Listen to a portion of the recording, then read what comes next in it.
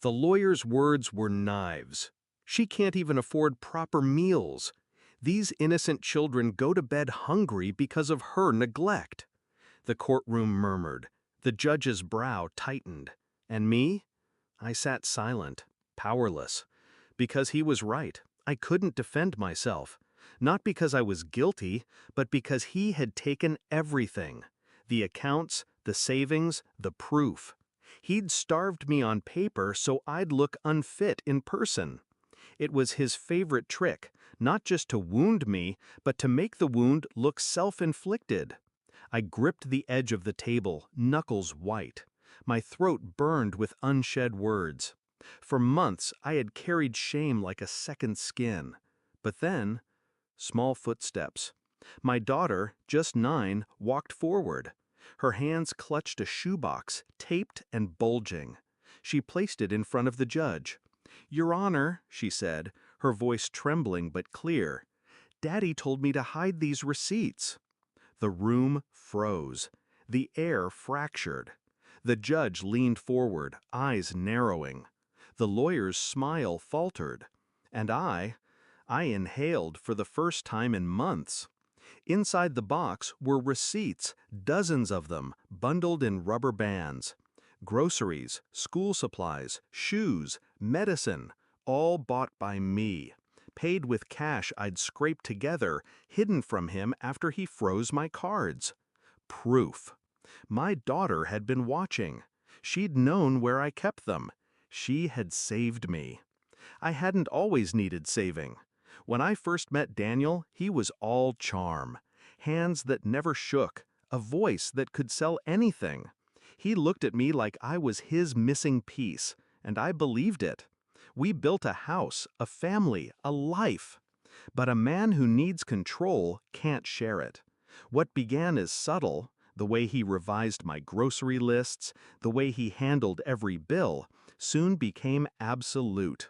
He held every password, every dollar. My world shrank to his terms. I told myself it was easier to let him, that marriage meant trust. But trust is just blind faith in someone else's silence. Then came the divorce. His mask slipped, and I saw what he was capable of. It started with patterns. Milk in the fridge, dated weeks ahead. Groceries that weren't mine. He'd buy things, then hide the receipts, starve the evidence. He wanted the judge to see me as reckless, incapable. He knew exactly how it would look. And it worked. For months, I looked like the failure. But I stayed quiet. I played the part of the beaten ex-wife. And in that quiet, I planned. My daughter saw more than I realized. She noticed where I hid the slips, tucked behind cookbooks, stuffed in flour tins. She noticed the nights I went without eating so she and her brother could. And she decided to keep her own secret. The judge's hand hovered over the box. He pulled out bundle after bundle. He read. He compared dates, handwriting, signatures. He looked at me. The lawyer stammered, "Objection! This is irrelevant!" The judge silenced him with one raised palm. Then he turned to Daniel. "Is this true?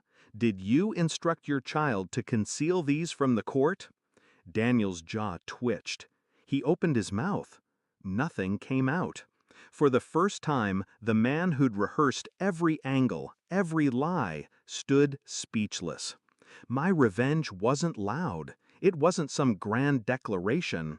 It was sitting still as his case collapsed, his credibility crumbled, and the courtroom that once pitied me now pitied him. The judge's words were final. Full custody to the mother, effective immediately. Daniel tried to rise, tried to argue, but the bailiff's hand on his shoulder reminded him this was over. When we walked out, my daughter slipped her hand into mine. Her eyes searched my face. "Did I do good, Mom?" she whispered. I crouched down, held her shoulders. "You saved us," I told her, and I meant it. Because revenge doesn't always come from the person wronged. Sometimes it comes from the innocence he tried to exploit. Now, when I think back to that hearing, I don't replay his lawyer's words or my silence. I replay the sound of the courtroom gasping. The moment his empire of lies cracked open. The look in his eyes when he realized he had taught his daughter to hide things, and she had hidden the wrong thing from him. That was the irony. His own lesson destroyed him. And me? I'm no longer silent.